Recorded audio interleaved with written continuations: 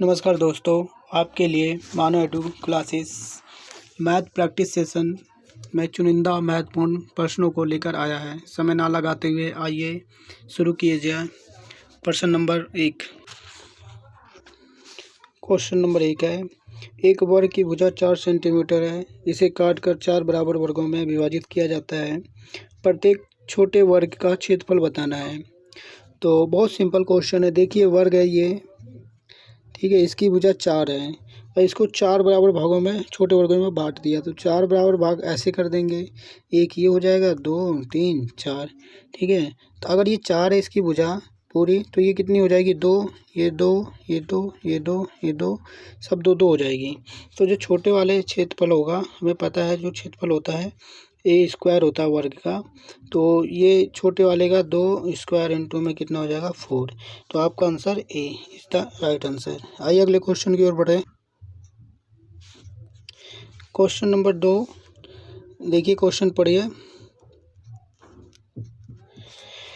1 से 10 दोनों सम्मिलित, यानी कि दोनों सम्मिलित हैं, 1 और 10 तक की सभी संख्याओं में से विभाज्य है। यानी कि 1 से 10 तक सभी संख्याएं जो होती हैं, 1 2 3 4 5 6 7 8 9 और 10 भी, इन सभी से विभाज्य कौन सी संख्या है।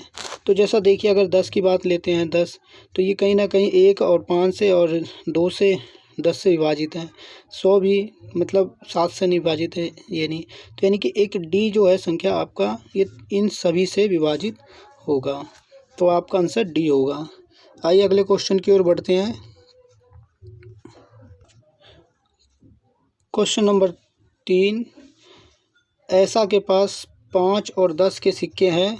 यदि उसके पास सिक्कों की कुल संख्या 25 और कुल 160 रुपये हैं, तो 5 और 10 के कुल सिक्कों की संख्या बतानी है हमें।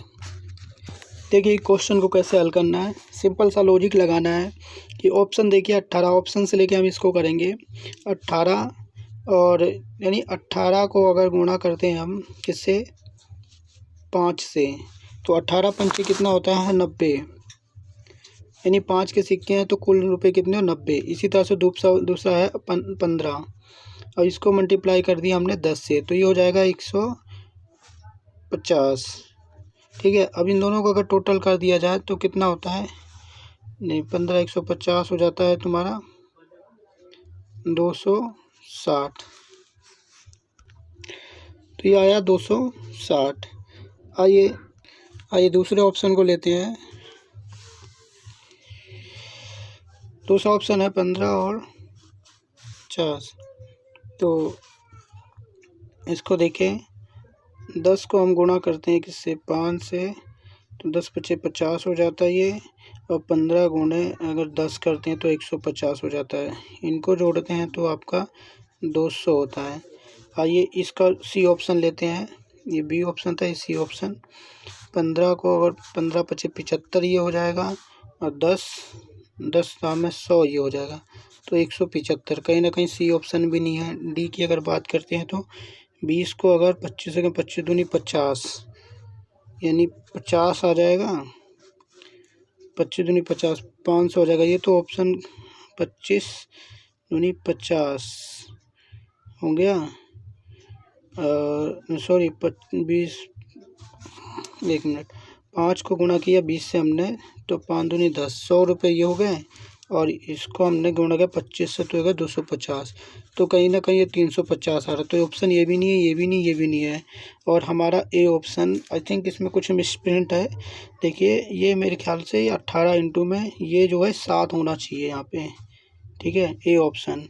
और ए ऑप्शन को जब करेंगे 18 गुणे 5, तो ये हो जाएगा 90, और 7 को अगर गुणा करेंगे 10 70, ये हो जाएगा 70, 90 और 70 ये हो जाएगा 160। तो कहीं ना कहीं हमारा A option is the right answer है। थोड़ा इसमें मिसप्रिंट था, नहीं तो पहली बार सॉल्यूशन के लिए तभी आ जाता है। यहाँ पे ये 7 होना चाहिए, ठीक है।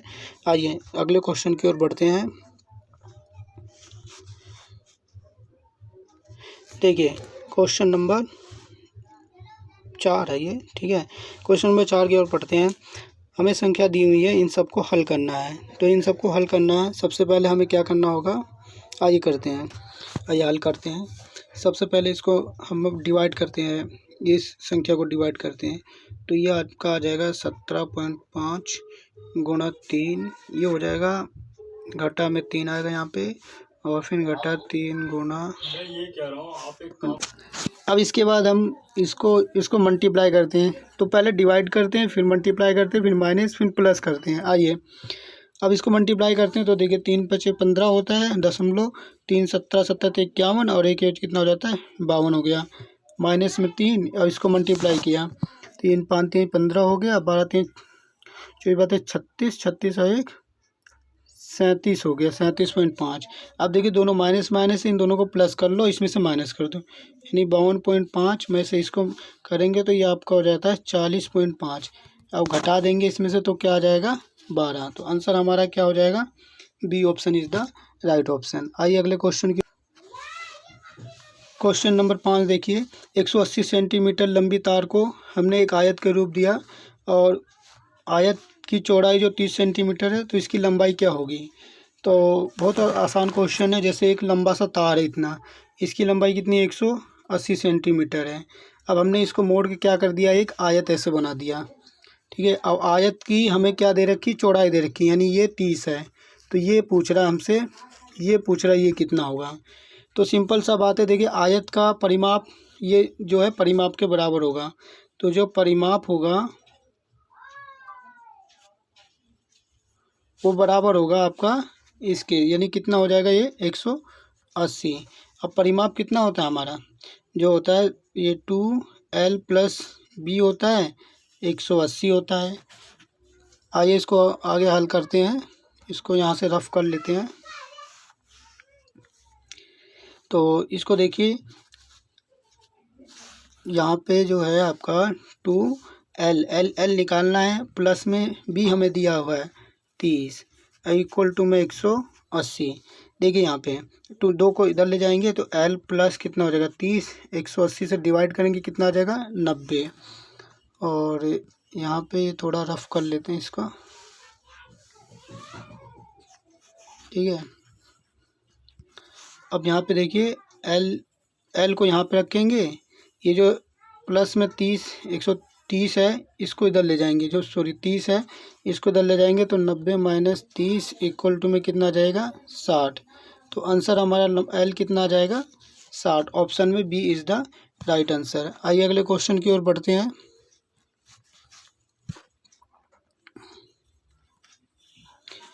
देखिए क्वेश्चन नंबर 6 जो है, क्रम दिया हुआ है, व्यवस्थित करने, इसको व्यवस्थित करना है आरोही क्रम में, और उसके बाद तृतीय स्थान बताना है। यहाँ पे आरोही क्रम है, लिख लीजिए, आरोही क्रम में इसको व्यवस्थित करना है, उसके बाद तृतीय स्थान बताना, तीसरे स्थान पे कौन है।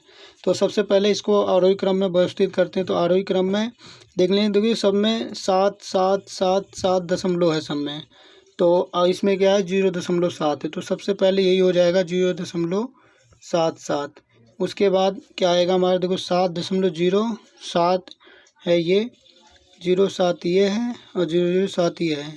तो ये जो है हमारा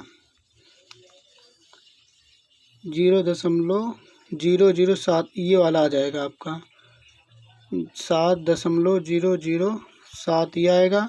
और उसके बाद फिर आएगा 7.07, इसके बाद आएगा 7.70, और उसके बाद ये आएगा। अब देखिए तीसरे अंक पे कौन है, 1 2 30। तो तीसरे अंक पे क्या आ जाएगा तुम्हारा, तृतीय संख्या कौन सी हो जाएगी 7.07, यानी सी इज़ द राइट आंसर। आइए अगले क्वेश्चन की ओर बढ़ते हैं। देखिए क्वेश्चन नंबर 7 देखिए कि इसका मान हमें बताना है, ठीक है। इसका मान कैसे निकालोगे, तो सबसे पहले ये देख लीजिए 0.6 बार इसका जो मान रहता है ये कैसे निकालते हैं। तो इसका मान निकालने के लिए सबसे पहले सिंपल सा ये तरीका अपनाते हैं कि ये जो है आपका 6, तो ये हो जाएगा 6/9, इसका मान ये हो जाएगा। तो इसी तरह सबका मान लगा के जोड़ दीजिए, इसका मान ये हो जाएगा, और इसका मान जो होगा 0.7 जो है इसका हो जाएगा 7/9, और प्लस में ये हो जाएगा 8/9। अब इन सबको अगर प्लस कर दिया जाएगा, एलसीएम कितना आएगा हमारा, 9 आएगा और ये टोटल इन प्लस कर दिएगा 6 + 8 = में आएगा 21/9। अब देखिए इसको डिवाइड करेंगे, 9 एकम 9, 9 दूनी 18 और पॉइंट आएगा 3 3। ये आई थिंक पहला वाला जो हमारा वो सॉरी पहला answer he A option is the right answer. आइए क्वेश्चन नंबर अगले की ओर बढ़ते हैं। क्वेश्चन नंबर 8 देखिए, 0.3 का मान बताना है हमें। तो 0.3 का मान कितना हो जाएगा, 3/9 हो जाएगा। बस देखना है, हल कर देना है इसको, ज़्यादा कुछ करने की ज़रूरत नहीं है। आइए अगले क्वेश्चन की ओर बढ़ते हैं। क्वेश्चन नंबर देखिए 9। क्वेश्चन नंबर 9 कह रहा है दो संख्याओं का HCF कितना है, 35 है और उनका LCM कितना है, 525।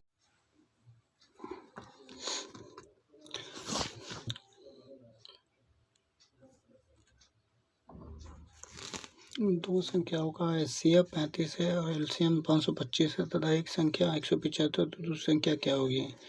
सिंपल सा x गुणा y = में HCF और गुणा में LCM, ये फॉर्मूला होता है। यहाँ पे देखिए x कोई भी एक वैल्यू रख लो और एक वैल्यू दी हुई है 175 बराबर में यहाँ पे आ जाएगा 35 और गुणा में 525। देखिए यहाँ पे 175 को जब इधर लाएंगे तो ये 175 यहाँ पे आ जाएगा। अब काट दीजिए इसको। हाँ बोलो। 5 से जब काटेंगे यहाँ पे 105 आएगा और यहाँ पे आ जाएगा 35। ये 35 से 35 कटेगा, आंसर आ जाएगा 105। तो ये आपका 105 आंसर है, is the right answer. Question number 10 की बात करते हैं। तो क्वेश्चन नंबर 10 जो है आंकड़ों का परिसर ज्ञात करना है। तो परिसर क्या होता है, सबसे उच्च वाली जो उच्च होती है उसमें से निम्न घटा देते हैं। तो उच्च इसमें से सबसे ज़्यादा क्या है, 42 है, इसमें से माइनस कर दो 15 निम्न वाला, तो आंसर आ जाएगा 27। ये है आपका सही answer, D option is the right answer. Video आपको अच्छी लग रही है तो आप इसको लाइक कीजिए और सब्सक्राइब कीजिए और बेल आइकन को दबा लीजिए ताकि हमारी जो आने वाली अपकमिंग वीडियो है वो आपको समय पर पहुंच सके, और दोस्तों को शेयर कीजिए। धन्यवाद।